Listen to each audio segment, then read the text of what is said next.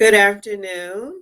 This is Tracy Howe Crombie, your host with Beauty for Ashes with Tracy.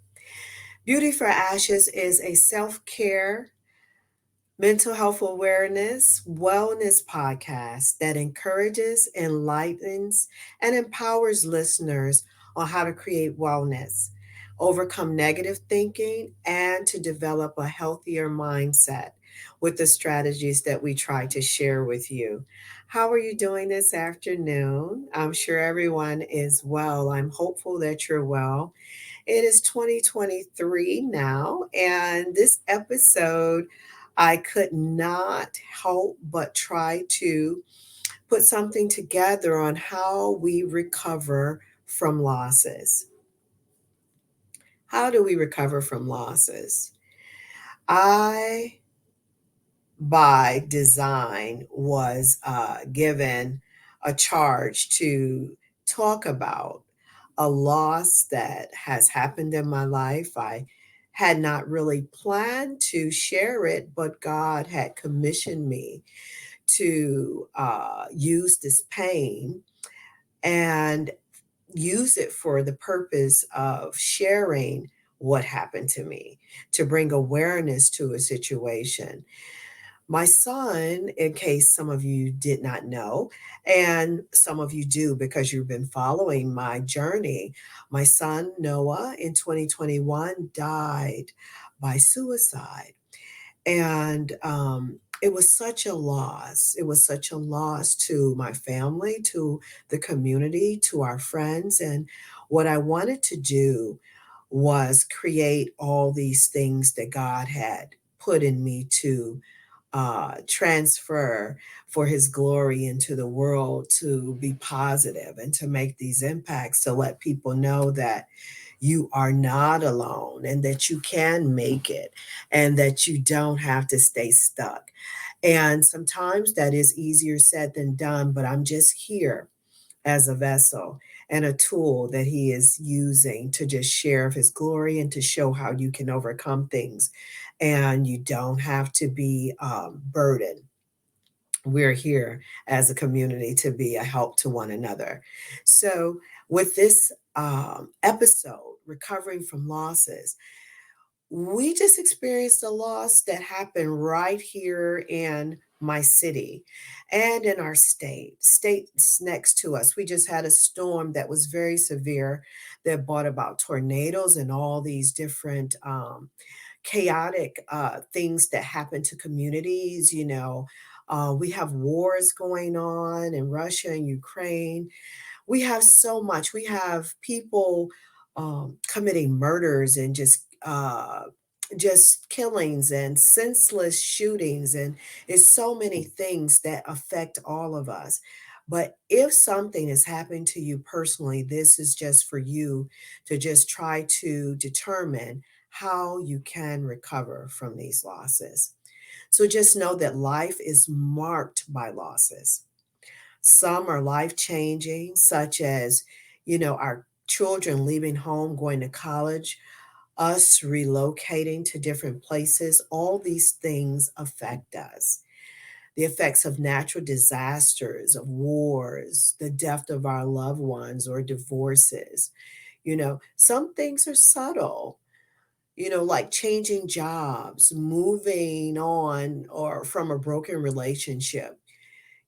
Whether you encounter family, personal, or community disasters, there is always a potential for change, growth, and new insight. That's what I do want you to know. There is always a potential for change, for growth, and new insight. Know that recovery from losses is usually a gradual process and that events can reoccur at any phase that we live. So just know, as is said in the word of God, trials will come. So just know that these things can occur at any time and they may not always be avoidable. However, during the recovery, we must be able to create and live a meaningful life. and continuously contribute to our community and family. This is what we need to know that it is in us to do. We just have to come up with the ways that we can do that. Because with or without our mental health issues in the situation, recovery is truly about you and your transformation. It becomes personal. You literally have to make recovery personal. Everybody can want something for you, but if you don't necessarily want it for yourself, it won't happen. I thought about how many people told me if that had have happened to me, with what happened to my son, they would be like, I don't think I could have made it, or I don't think I could keep going. But there are principles to recovery, and they are all self-directed. They're self-centered, empowering, and realistic in expectation. And they are based on our strengths and your ability to cope. So it goes back to the word saying, God didn't give us uh, anything that we could not bear. So he may have known that I can get through this opposed to someone else in their family or something happening to their son or their mother or their loved ones. He must have known how much I could bear because I'm able to talk to you today and encourage you to keep going.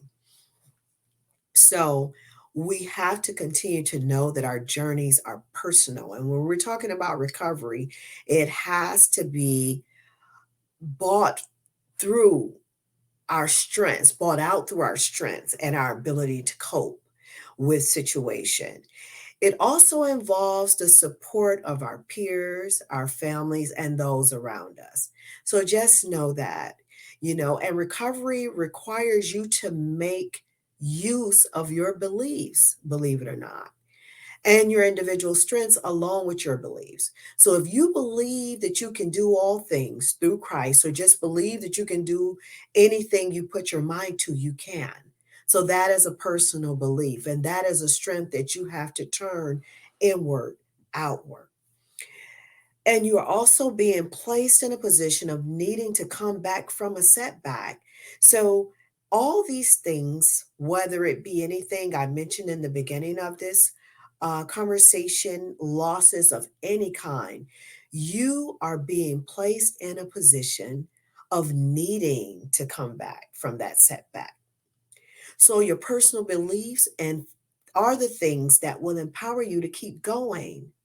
I believe that things would get better. I believe that there could be joy inside my tears. I believe that weeping would only endure for a night and that the joy would come in the morning. I believed all those things, so I had to make that my reality. So just know in coping with feelings of loss, you will experience feelings of fear, anger, sadness, worry, numbness, and frustration. I was numb at what happened because it was just a disbelief. Because as we all think that so many people have so much to live for and you have everything, and how could that happen? Why would they do that? We could ask the same questions over and over and over and just transfer the question to why would someone go and shoot up a school, kill four people, and not even have any remorse? How could the mother kill their child, dismember someone?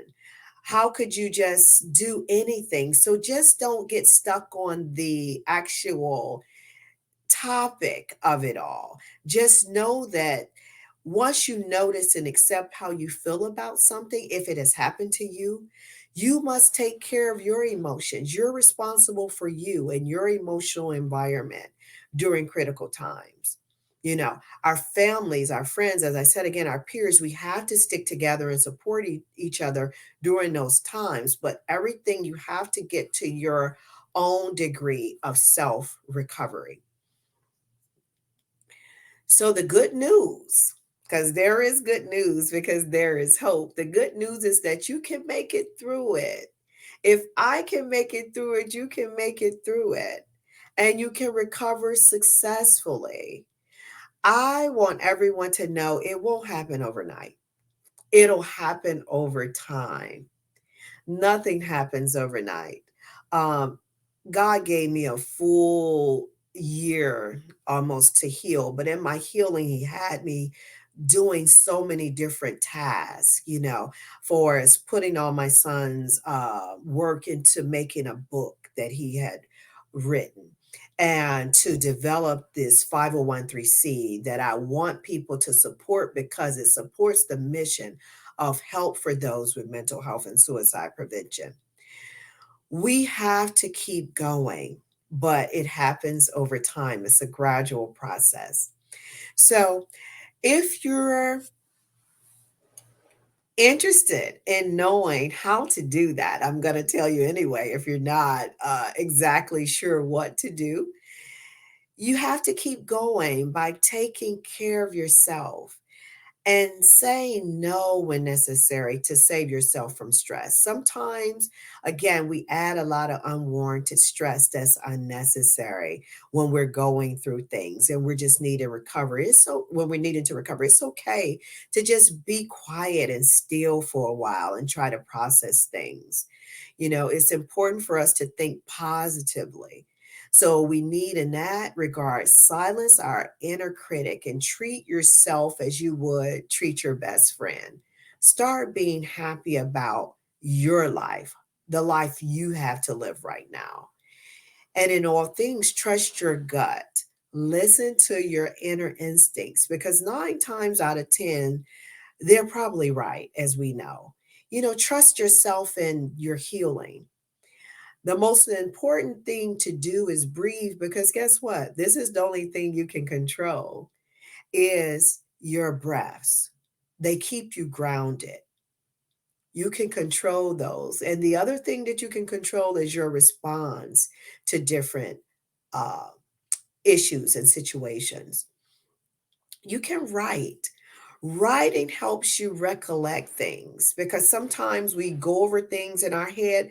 Put it down on paper until you can read it where it really makes sense to you. So you can try to process it from that standpoint. Sometimes you can answer your own questions in just writing. And lastly, accept help. There are so many people reaching out, be it your family or even professional help, therapists, people that we can talk to, whether we're recovering. Once again, it doesn't have to be a death, listeners. It can be a divorce, it could be a new job, a loss of a job, a new transition. It could be anything. Just know that you can evolve from any stage that you're in, and accept the help from your family and friends if they're there to support and cheer you on. You want to be proactive. You can even reach out to them before they reach out to you. Get the help that you need. But I want to leave with you a quote for the day. And this is by F. Alexander McGowan. And it says, tears have wisdom all their own.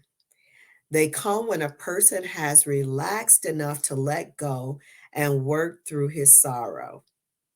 They are the bleeding of an emotional wound, carrying the poison out of the system. Here lies the road to recovery.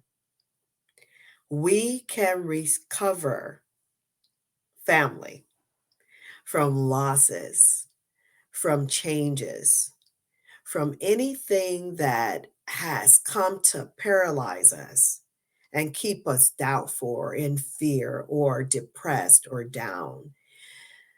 We can recover one day at a time,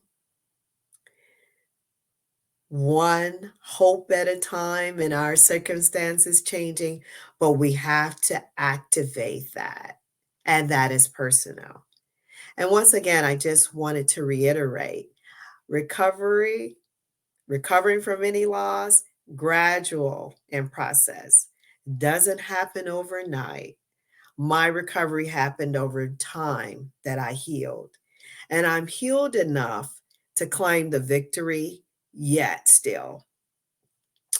This again is your host, Tracy Howcrombie with Beauty for Ashes with Tracy. Thank you for listening, and I will see you soon. Remember, follow the podcast, share the podcast.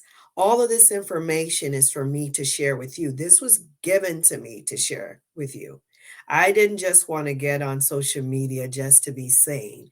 God has charged me once again with a task to spread his goodness. Not only spread his goodness, but let you know that there is hope.